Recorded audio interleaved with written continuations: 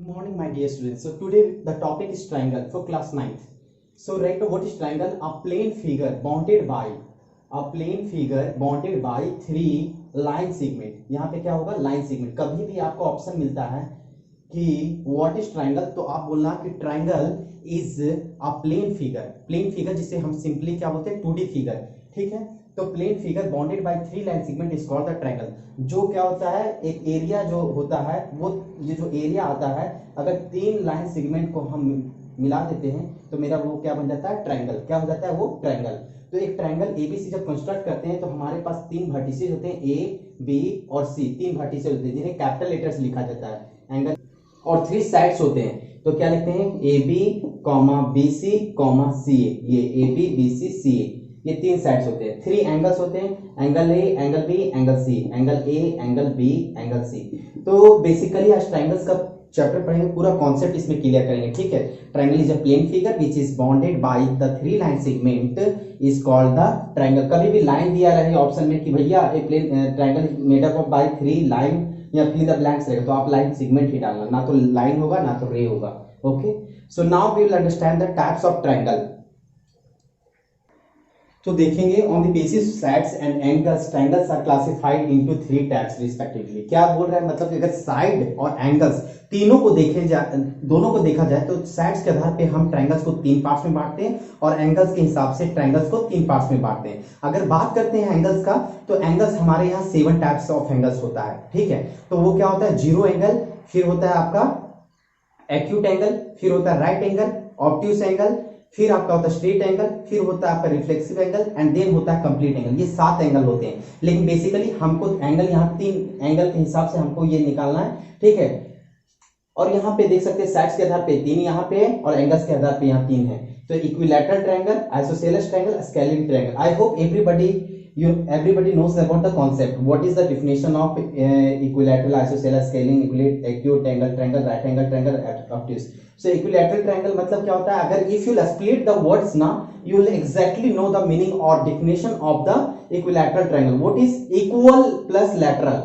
If you break it, then you are getting equal plus lateral. Okay, so equal plus lateral means what? All the inner triangle, all the sides are equal, मतलब क्या हो जाएगा? equilateral. Iso means what?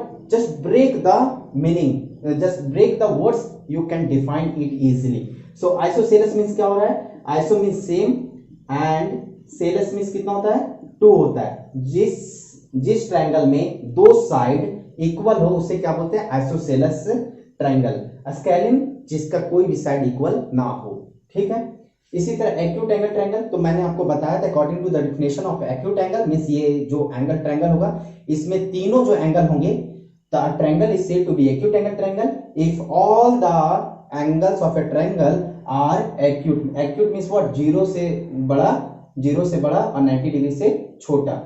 मान लो कि theta लेते हैं. ठीक है, 0 डिग्री से बड़ा, हमको बड़ा चाहिए. ठीक है, ये बड़ा थीटा, और 90 डिग्री से छोटा ये चाहिए. और जो एक एंगल क्या होना चाहिए? राइट एंगल ट्रायंगल में एक एंगल 90 डिग्री बराबर होना चाहिए. सिर्फ एक एंगल, एक से अधिक राइट एंगल नहीं होगा कोई भी ट्रायंगल में. ठीक है, खासकर इसमें राइट एंगल ट्रायंगल में एक ही एंगल 90 डिग्री होगा, और ऑब्ट्यूस एंगल ट्रायंगल में भी एक ही एंगल ऑब्ट्यूस होगा.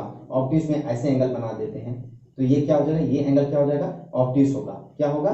ऑब्ट्यूस होगा. जैसे अगर ट्रायंगल ये लिए हैं तो ये तो आपका 90 डिग्री आ रहा है ना, ये 90 डिग्री.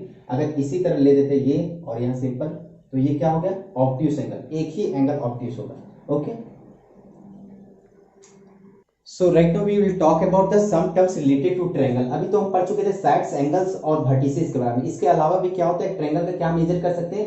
पेरीमीटर. क्या होता है? Perimeter. Perimeter means what we can say, so sum of all sides, ये क्या कहलाता है? Perimeter of a triangle. अब देखते हैं कुछ और भी टर्म्स होते हैं जो ट्रायंगल के साथ रिलेट करते हैं. बात करते हैं मीडियन बात करेंगे.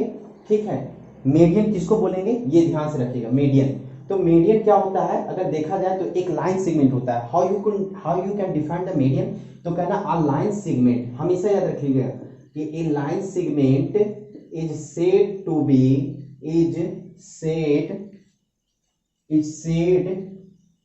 To be median median if it drawn from a vertex to its opposite side and bisect it। क्या करता है अपोजिट साइड को, क्या करता है बाइसेक्ट। जैसे इसको डिफाइन को आपको समझने के लिए मैं आपको यहाँ पे डायग्राम दे रहा हूँ। ये ट्रायंगल एबीसी है, ओके, ए बी सी, तीन वर्टिसेस यहाँ पे थे, साइड्स भी है, एंगल्स भी है। अब ये क्या अपोजिट वर्टिसेस यहाँ से लेके आए और यहाँ से ये लाइन सेगमेंट ड्रॉ किया गया है और अपोजिट साइड वाले इसका, इस एंगल का, इस वर्टेक्स का अपोजिट साइड क्या है, ये है एबीसी। तो यहाँ पे हम लाइन खींच दी और ये इस तरह होता है कि ये BD is equal to DC आता है। क्या आता है, BD is equal to DC आता है। Understand, BD is equal to DC। और क्या करता है ये, इसका और क्या काम है मीडियन का, मीडियन का एक और काम है कि अगर ट्रायंगल का एरिया को ये क्या करता है, बाइसेक्ट करता है। मतलब क्या, डिवाइड करता है इक्वल पार्ट्स में। अगर ये एरिया हो गया 40 सेंटीमीटर स्क्वायर होगा, अगर ये एरिया ऑफ ट्रायंगल होगा तो इधर वाला एरिया ऑफ ट्रायंगल ABD 20 होगा और ABC कितना होगा, 20 होगा। इक्वल पार्ट्स में ये बाइसेक्ट करता है। तो यहाँ मीडियंस पढ़ रही हैं तो क्या होता है कि अगर एक मीडियन ट्रायंगल ABC ले रहे हैं यहाँ पे, तो ट्रायंगल ABC में देखते हैं यहाँ पे AD एक मीडियन आ गया। इसी तरह तीन वर्टिसेस है, मैंने क्या बोला था कि हर एक वर्टिसेस से क्या हो सकता है, मीडियन ड्रॉ हो सकता है। तो A से ड्रॉ हुआ, इसी तरह B से यहाँ पे AC भी पड़ेगा, इसको भी बाइसेक्ट करेगा, A is equal to EC। तो और फिर C से भी पड़ेगा F पे। तो क्या हुआ यहाँ पे, क्या हो रहा है कि तीनों मीडियंस जब तीनों मीडियंस पास होते हैं बाइसेक्ट करने के लिए अपोजिट साइड को, तो ये तीनों एक जगह यहाँ पे जंक्शन पे कट करते हैं और इस पॉइंट को क्या बोलते हैं हम लोग, सेंट्रोइड। क्या बोलते हैं इसको, centroid.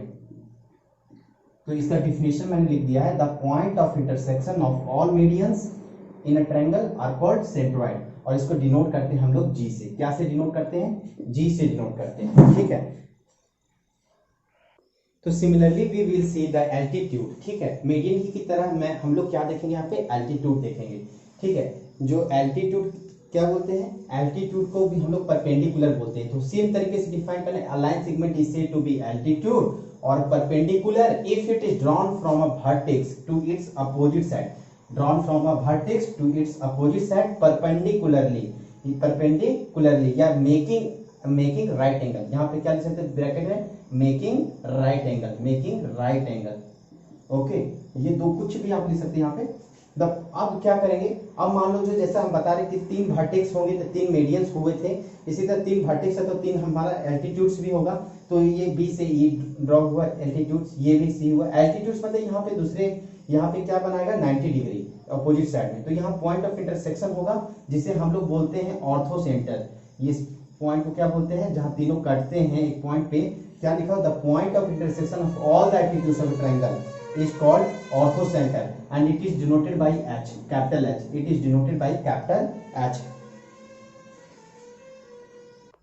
Right now we can define the internal bisector also the same way कि a line is said to be internal bisector, ठीक है। internal bisector बोलेंगे जब यही लाइन, जो लाइन सेगमेंट है जहां से ये ड्रॉ करता है उस एंगल को बाइसेक्ट करता है। बाइसेक्ट करने का मतलब क्या होता है, कहां से, कि जहां से ड्रॉ करता है उस बाइसेक्ट करता है वर्टेक्स एंगल को।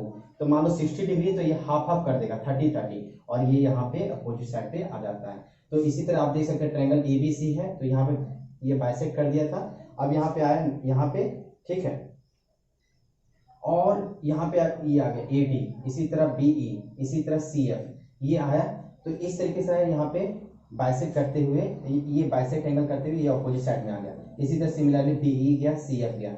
और जब तीनों पॉइंट एक जगह कट करता है तो उसे बोलते हैं हम लोग इन सेंटर। जब बात होती है कि इन सेंटर, मतलब इन का मतलब होता है इनसाइड सर्कल। क्या बात होता है, इनसाइड सर्कल का बात होता है, ठीक है। तो सर्कल कहाँ बनेगा, इंटरनल में बनेगा। कहाँ बनेगा, इंटरनल। और यही जो कॉन्सेप्ट है इसका, ये रिलेट करता है triangles, the relation this internal bisector makes the relationship between the circle and triangle. इसके बीच में, सर्कल एंड ट्रायंगल के बीच में कौन बताता है, इंटरनल बाइसेक्टर और इन सेंटर ये बताता है। सिमिलरली हम बात करेंगे नेक्स्ट जो है मेरा सर्कम सेंटर, अच्छे से पढ़ेंगे, ठीक है।